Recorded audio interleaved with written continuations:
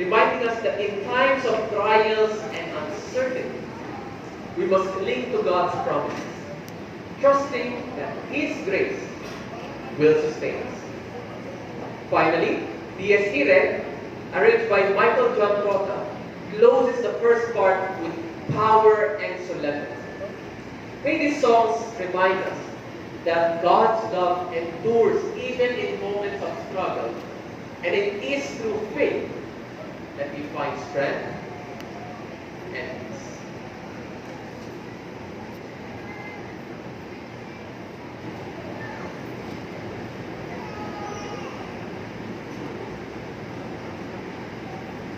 peace.